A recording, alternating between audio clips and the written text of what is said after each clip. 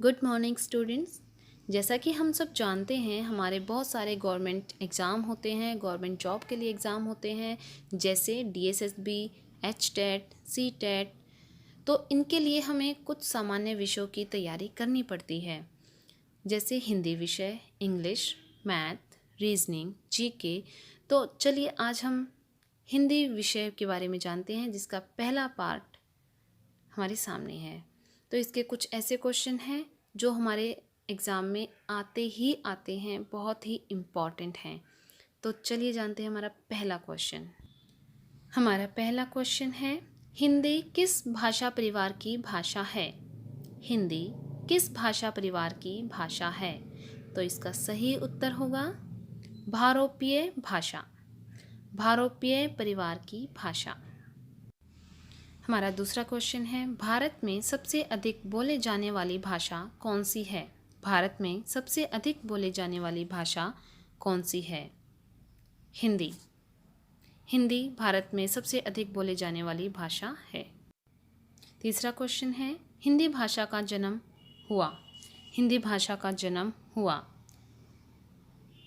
हिंदी भाषा का जन्म पाली प्राकृत भाषा से हुआ है। नेक्स्ट क्वेश्चन है, निम्न में से कौन सी बोली अथवा भाषा हिंदी के अंतर्गत नहीं आती?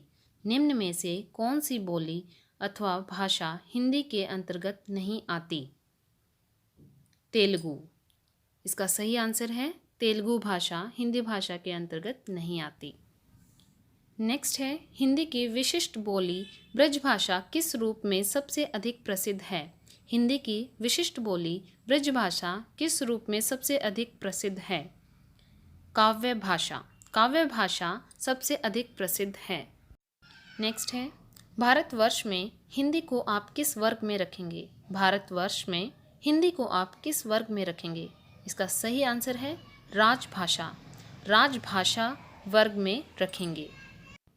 नेक्स्ट है, ढिढांडी बोली है।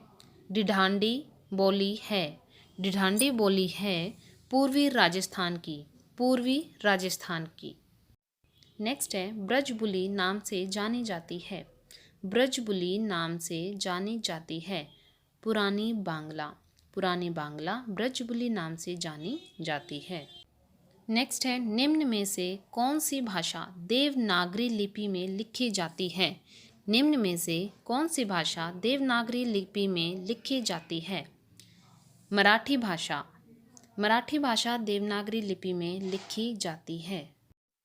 नेक्स्ट है, एक मनही के दुई बेटवे रहिन, ओ माँ लहरा अपने बाप से कहिस, दादा धन माँ जवन हमर खबरा लागत होए तबन हमका दे दे।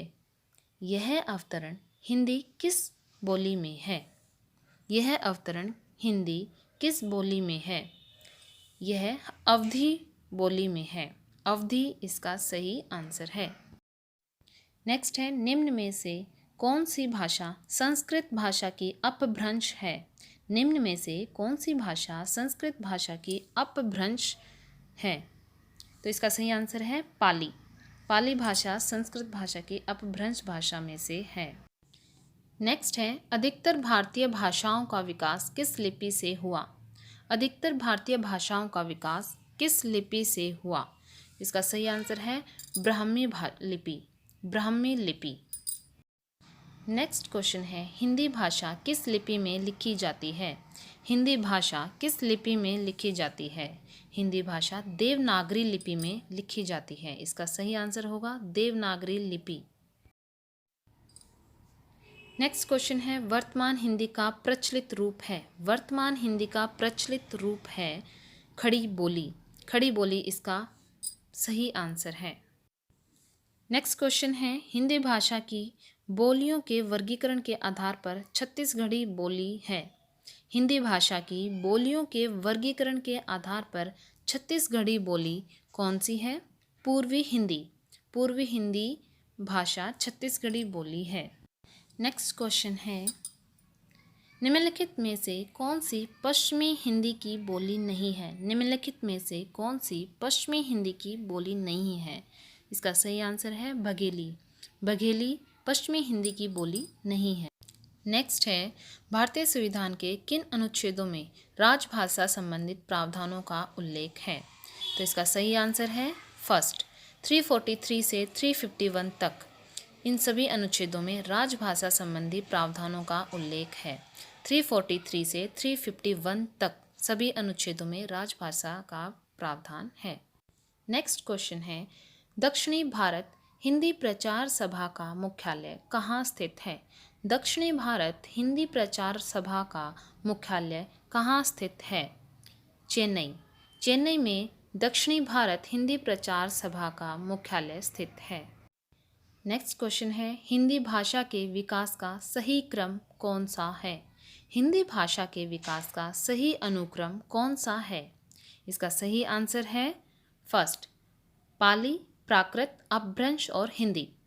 पाली, प्राकृत, अपभ्रंश और हिंदी इसका सही अनुक्रम है। नेक्स्ट और लास्ट क्वेश्चन है हमारा, संविधान के अनुच्छेद 351 में किस विषय का वर्णन हुआ है?